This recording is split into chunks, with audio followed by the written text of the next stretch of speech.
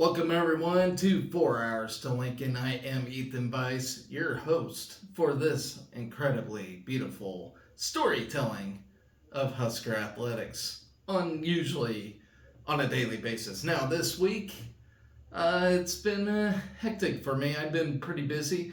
Of course, it's been busy in the UNL athletic department, in the system as a whole. Starting with higher ups. I have spoke my piece about that today, so now I am ready to move on from all that garbage, all that junk.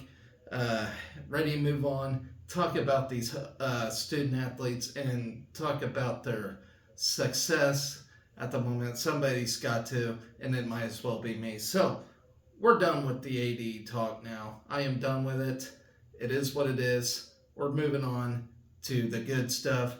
And still, guys, great stuff going on in the world of Husker athletics as far as actual competition goes, as far as, on the field, on the court, on the everything. Good stuff in the happenings. And, we can't control all that other crap, so we might as well just enjoy what we got now and just move on from it. And let's talk about it. So, start things off.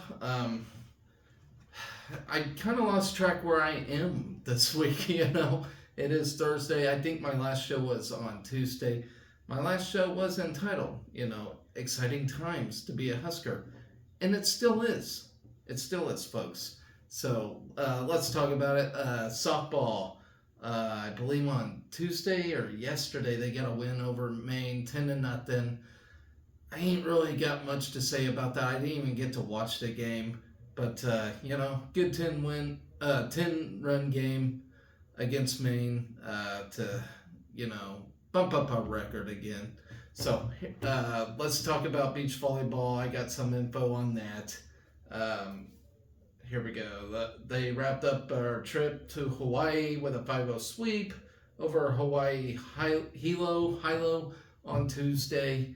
The Huskers have won 4 straight matches heading into the final 7 matches of the season, which will take place from today on through Saturday. So we did get 2 wins today. I will talk about those on a later date, but 2 wins today. So beach volleyball still looking pretty solid right now in Southern California. Okay, so 4 of the 5 Husker pairs won in straight sets against the Vulcans on Tuesday. Lindsey Krause and Lexi Rodriguez started the match with a 21-16, 21-18 win, and Allie Batenhorst and Bergen Riley earned a 21-16, 21-12 victory.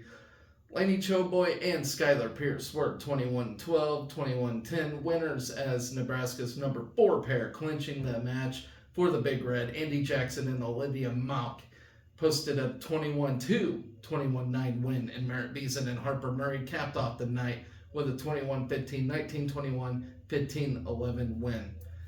And guys, I just ran into a source. We got our interim AD. What's his name? Here we go. Our interim AD is Dennis LeBlanc. He is a 40-year Husker athletics veteran, and he's named as the AD. So there you go. Our interim AD. Sorry.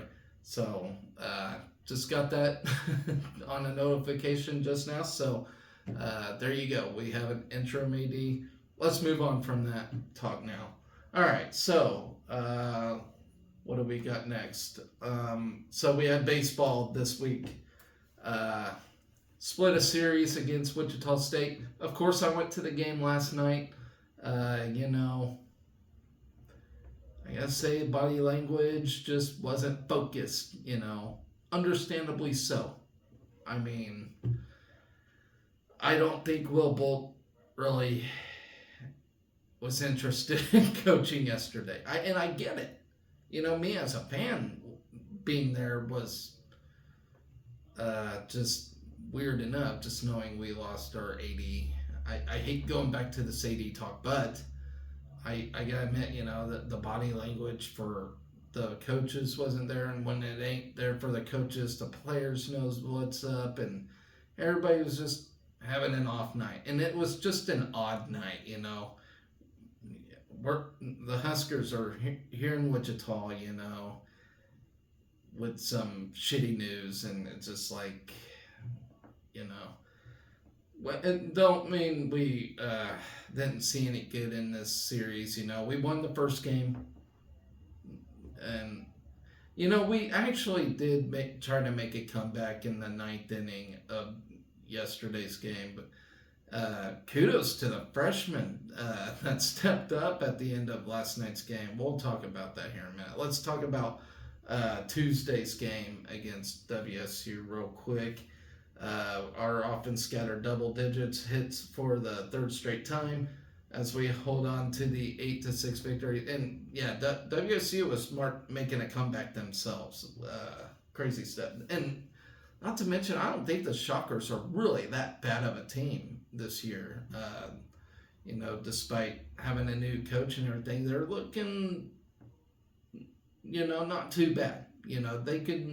They can very well be a regional team this year. I don't think they'll host regional, but I think they can be a regional team.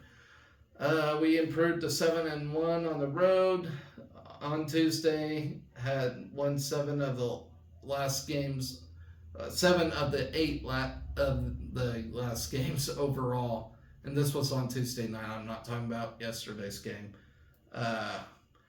So we scored 8 runs on 11 hits, while Wichita State had 6 runs on 10 hits with a trio of errors.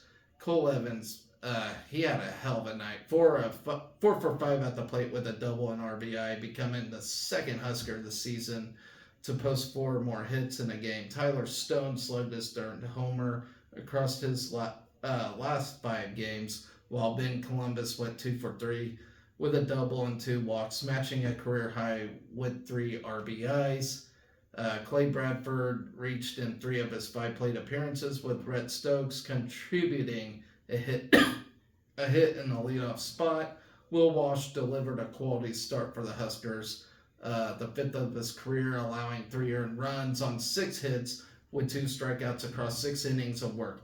It was the Leawood, Kansas native's longest outing since his complete game in the Big Ten tournament last season against Michigan State. Evan Boers struck out 4 of 7 batters faced despite allowing a pair of runs, while Casey Dice tossed the final 1 innings to secure his team leading 3rd save of the season. WSU struck first after Walsh hit a pair of batters, setting the table for an RBI from David Johnson to put the Shockers up by a run. The Southpaw worked himself out of trouble in the opening frame, stranding runners on the corners to limit the damage. Let's see. Bradford began the 2nd inning with a double down the left field line. His 3rd extra base hit of the season. However, WSU starter Brady Hamilton punched out the next 2 batters and left 2 men on base for the 2nd consecutive inning.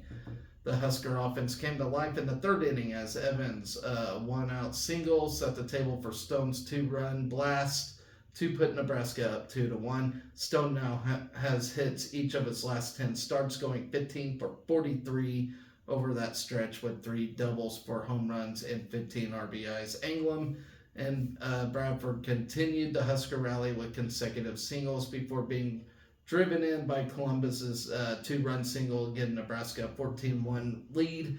The senior became the 7th Husker this season with multiple RBIs in 2-out situations. In the 4th inning, Nebraska put up its 2nd straight crooked number to grow its lead after a throwing error and an RBI sac fly from Anglem to put the Big Red up by 5 runs. 3 straight passes, loaded the bases, and eventually plated a run on Columbus's full count walk as Nebraska's lead ballooned to 7-1 in the 4th inning.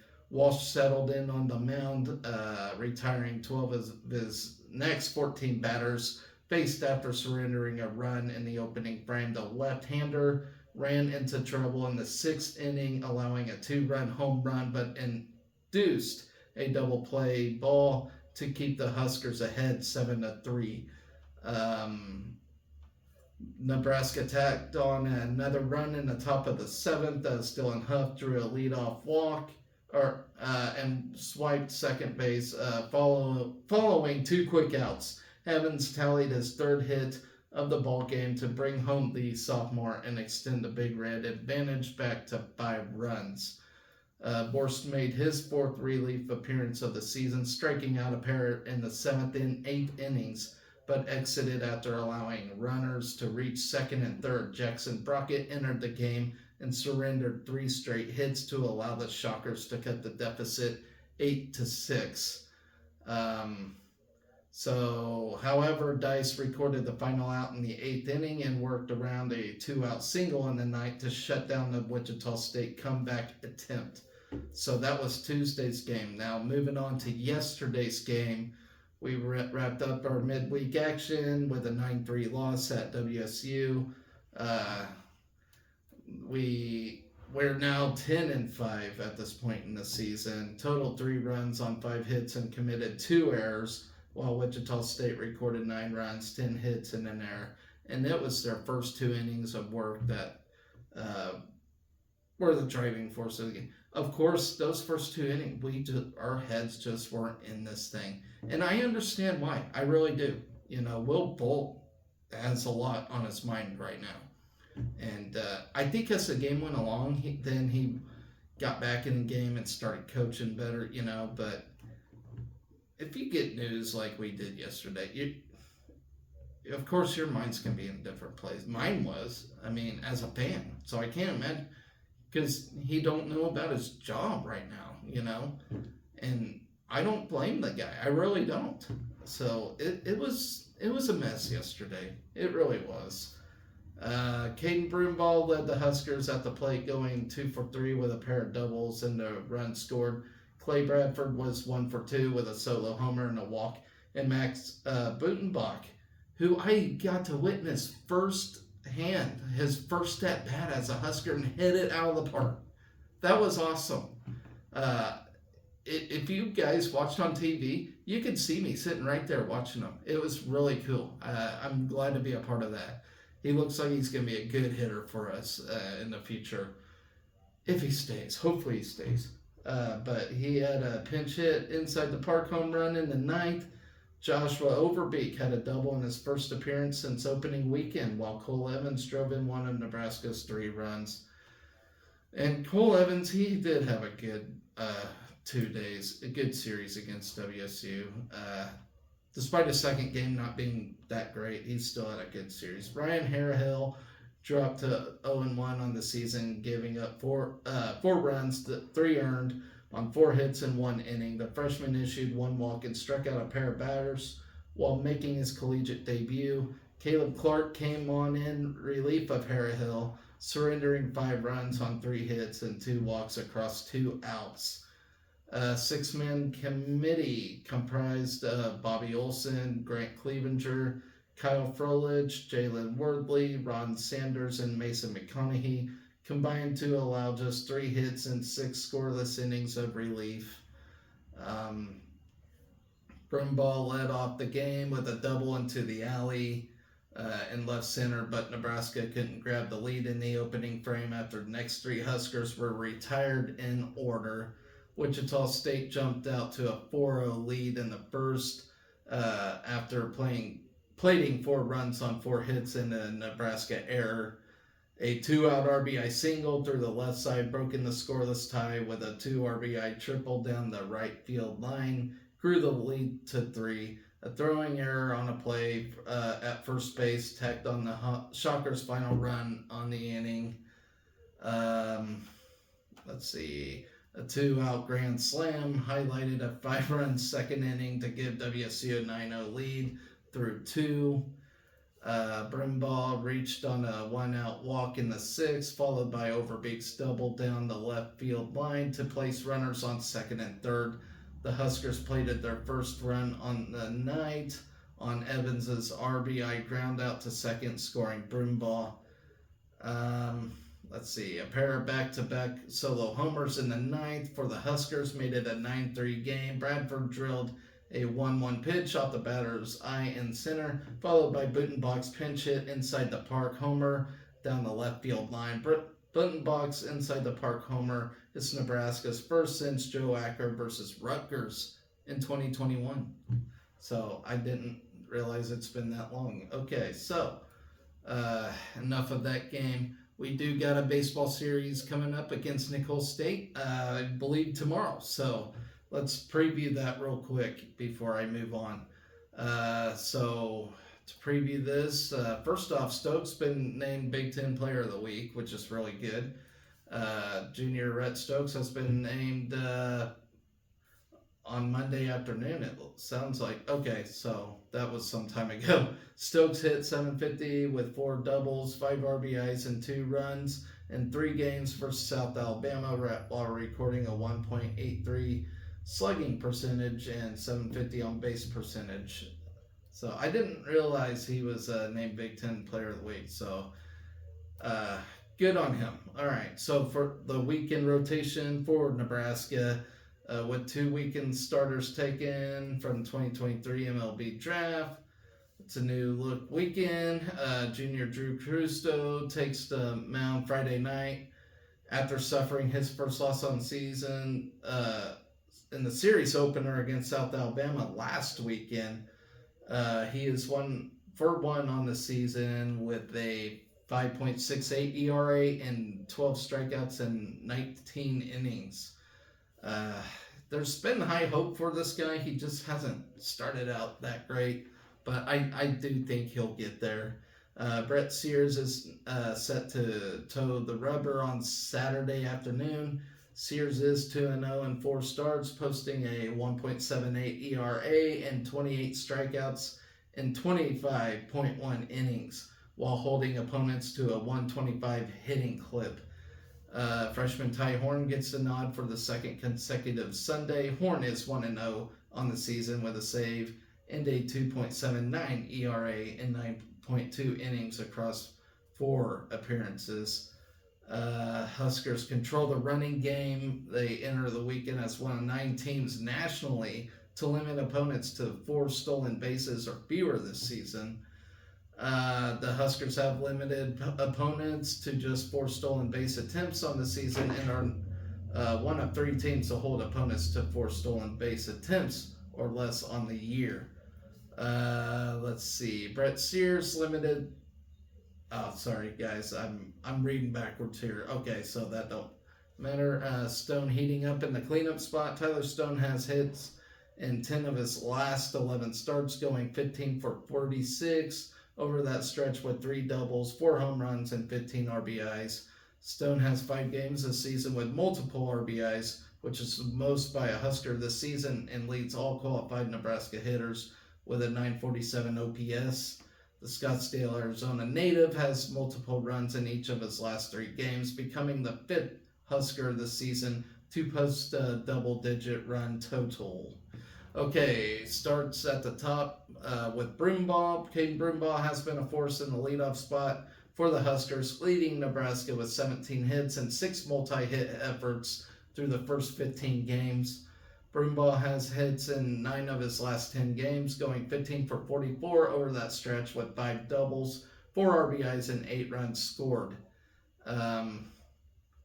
Cole Evans, he became the second Husker this season to post 4 or more hits in a game, finishing 4 for 5 with a double and an RBI and an 8-6 win at WSU, which was on Tuesday. Let's see, Overbeek returns to the Nebraska lineup. He returns to third base. He actually returned to third base against Wichita State on Wednesday for the first time since February 17th, which was up against Oklahoma.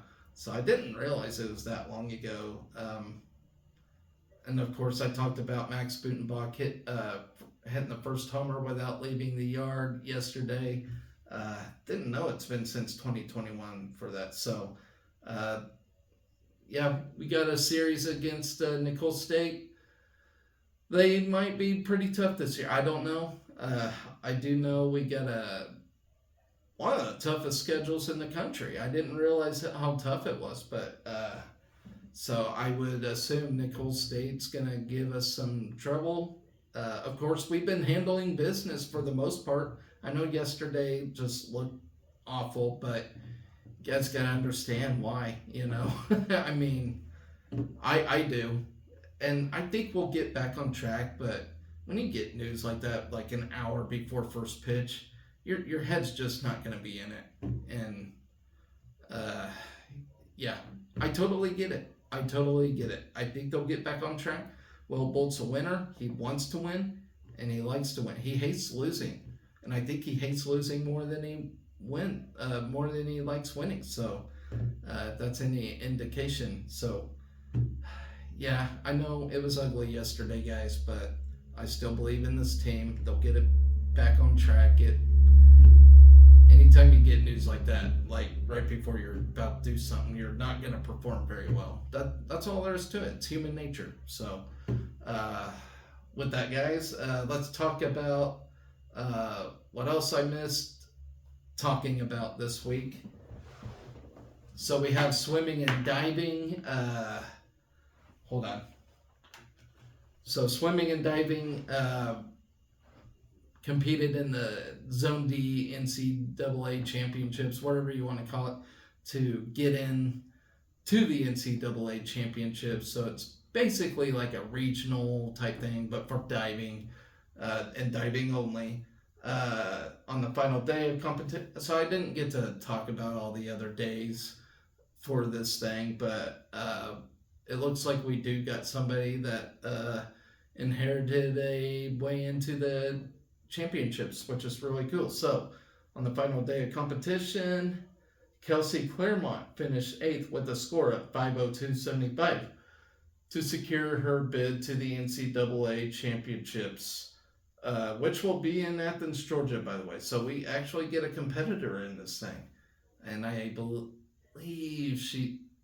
I'll have to look at the list and talk about it some other day, but the sophomore from Regina, SK Canada, posted a score of 502.75 for her second NCAA bid as a Husker. She finished 34th on the platform at last year's NCAA championships with a score of 214.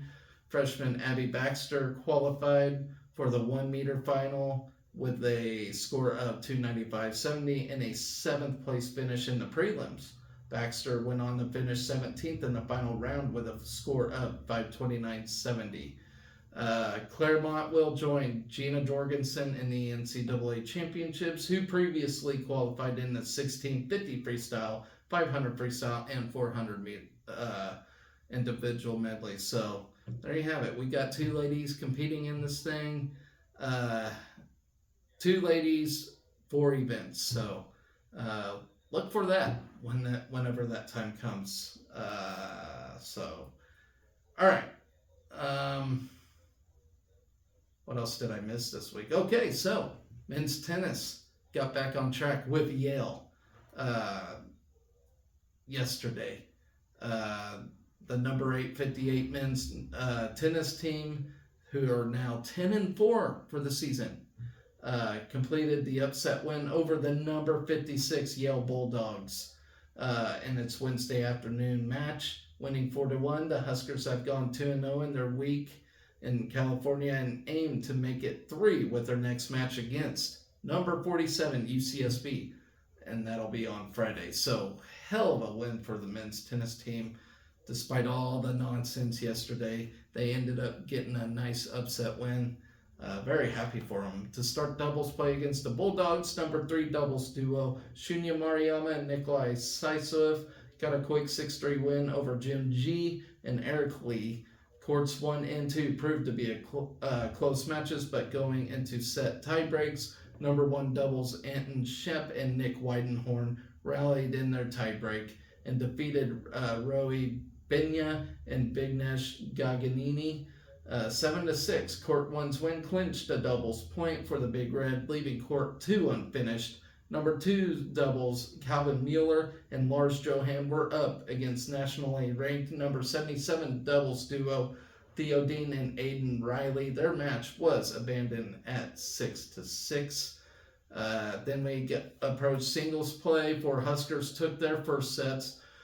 Court 1 finished first but fell as Shep was defeated by Dean 6-3, 6-2. Johan played the number 4 single slot and had a very clean victory over Riley, winning 6-2, 6-2. Mueller defeated Lee on Court 2, 6-3, 7-5 to put the Huskers up 3-1 in the match. On Court 3, Mariama rallied back in the third set to take the match on the court and for the Big Red. Mariama took down G 6-4, 1-6, and then 6-3 with a match won. Courts 5 and 6 were left unfinished. Saisov played court 5 and was rallying in the third set against Oberg, left at 5-7, 6-3, 3-1. Christensen competed in the number 6 slot against Neal, and their match was abandoned at 6-4, 5-7, 2-1. So then, with the win over the Bulldogs, as I mentioned, we improved 10-4 of the season, tied for the best 14-match program start since 2016. The Wednesday match was the third match of the spring against a ranked opponent for the Huskers, and second upset win. Number 3 doubles duo Mariama and Saisov partnered for their 9th time and improved to 3-0 in the spring season with their 6-3 win. Mueller, Mariama, and Johan each won their singles matches. The Mariama spring singles record improved to 9-3. So he's looking really good. The Huskers will stay in Santa Barbara for their next match against number 47 UCSB on Friday, which is tomorrow. So good luck. Man, I am really liking this men's tennis team. Okay, so women's tennis, on the other hand, got a loss against number 26 Baylor. Very tough team. Let's talk about that real quick. Anna Zamburik clinched a singles win, but it's not enough as we fell 4-1 against Baylor on Wednesday afternoon. So we got a win in there, which is great. But yeah, number 26 Baylor, that's a tough team. But the women's tennis team is now 9-4 of the season, which it still ain't bad, folks. Action started with doubles against the Bear, and Fisha, Danilchenko, and Zamburik battled on court 3 against Baylor's Lyubov, Kostenko, and Isabella Harbison. But they fell 6-2. Isa Androver Gallego and Miska Kadlavoka were tied with Baylor's Miska Kadlavoka and Susanna Frankiewicz. I like to sound smart, people, but I probably butchered the shit out of them names, by the way. But I do my best. They were tied with them 3-3 before Baylor won the next 3 out of 4, topping the Huskers 6-4 and claiming the doubles point on court 1. Rafael Lacassi and Maja Petrovic were trailing 3-5 when the match was called.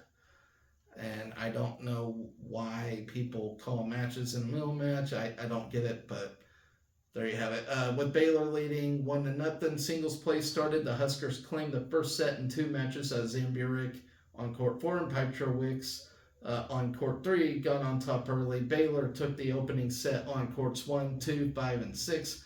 Nebraska evened the match 1-1 as Zamburik won the second set 6-4 and topped Sierra Berry. Baylor then took a 2-1 lead with Lloyd falling 6-2, 6-1 to Kabacha on court 5. The Bears extended their lead to 3-1 as Kadlavoka bested Lacassi 6-2, 6-3 on court 1 before clinching the win on court 2 over Androver Gallego 6-2, 7-6. Courts 3 and 6 were left unfinished. So up next, the Huskers will stay home to host Northwestern for another Big Ten game.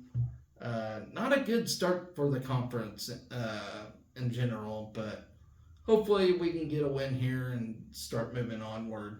That'll be on next Friday, and that'll be at 4 p.m.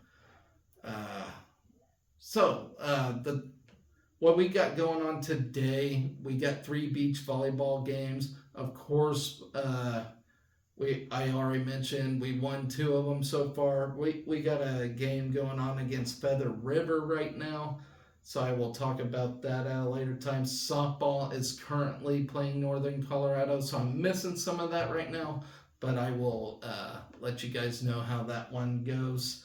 Um, and then, of course, tomorrow, guys, we finally play the winner for men's basketball. We play the winner between. Well, shit, I haven't even had time to look at the bracket, so you'll know. But we play in the quarterfinal round tomorrow in the Big Ten men's basketball game.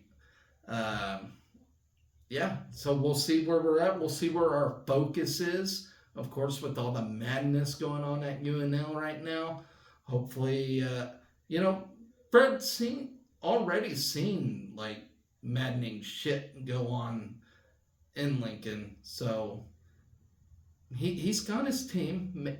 Maybe he has a way to get him focused. He's always a level-headed dude, and that's what I love about Fred. He's so level-headed, and man, in the trying time at UNL, this is kind of an underrated guy to kind of look at, and this guy can really like save everybody's sameness if he can get a win tomorrow.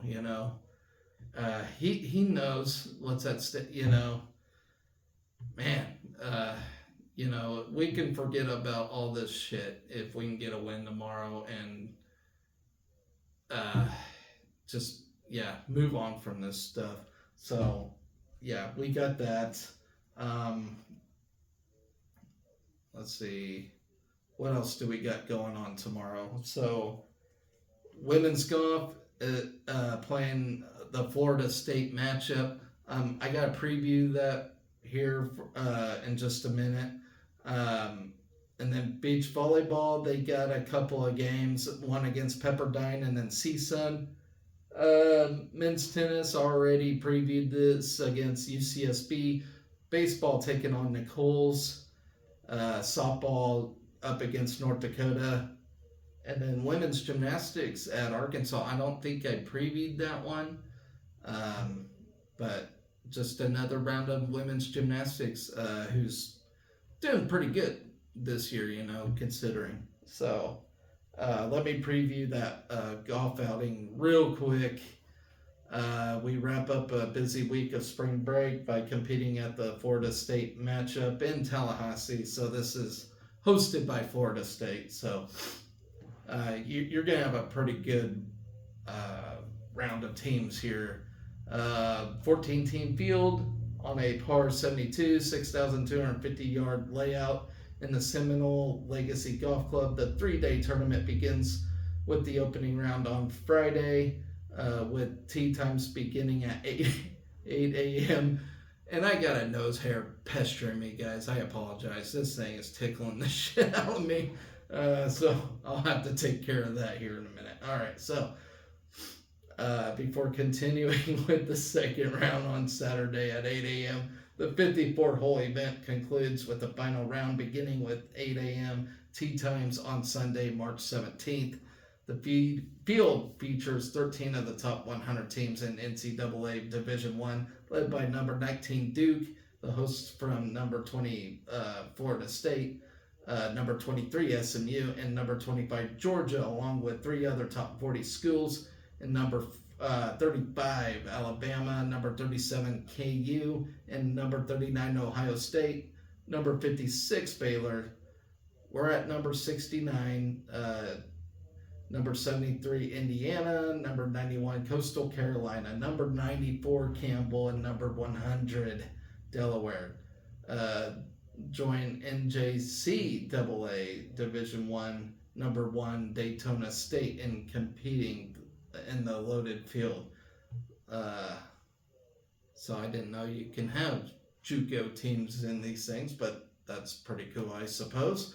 Kaylee Ann Strand, who opened the week by producing her 7th top 20 finish on the season with a tie for 11th at the Briars Creek Invitational in South Carolina, leads the Huskers to Florida. Strand, who owns a trio of top 10 finishes on the year, and is ranked number 107th nationally, owns a team best of 78.78 stroke average on the year. Strand, who opened the spring by tying for 6th at 210 at the UCF Challenge February 3rd through the 5th, was the Big Ten Golfer of the Week.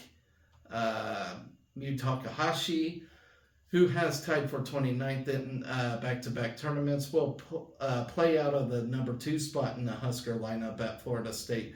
The junior from Nasumachi, Japan, has joined Strand in the Husker lineup for all 23 rounds this season and carries a 73.48 stroke average. Takahashi was the first international golfer in history to be named the Nebraska Amateur of the Year in November of 2023. Seniors Lindsey Deal and Michaela Vavrova will play out the number 3 and number 4 spots respectively at Florida State after tying for 67th at the Briars Creek Invitational. Deal tied for 7th with a 2-round total of 143 as the Spartans at the Spartans Suncoast Invitational in Sarasota. She ranks 3rd among the Huskers with a 73.57 stroke average on the season, just ahead of Vavrova's 74.05 average of the year. Then we have Arden Lushim. She will compete out of the number 5 spot in the lineup in Florida. The freshman from Utah produced a career best 2:14 to tie for 40th at the Westbrook Spring Invitational. And that is it for that. So, I have mentioned what's on tap for Friday. Got a pretty decently busy weekend going on. It kind of depends where men fall in the Big Ten tournament. I mean, as long as they get a win, then they play on Saturday. If they win on Saturday, they play on Sunday. So, not as chaotic of a weekend as last weekend, but still got sports going on. And of course, your softballs and your baseballs. So I will be here for all of it, mostly. Tomorrow, I got no show. I got to go to my nephew's birthday party. Saturday, I don't know yet because I have another birthday party to attend. So it's going to be shaky. I will let you know. Maybe Saturday evening I'll get one out. And then, of course, Sunday and the days following while we have Husker Athletics going on. So with that, guys, I am going to sign off here. Always remember to be excellent to each other. Go Big Red.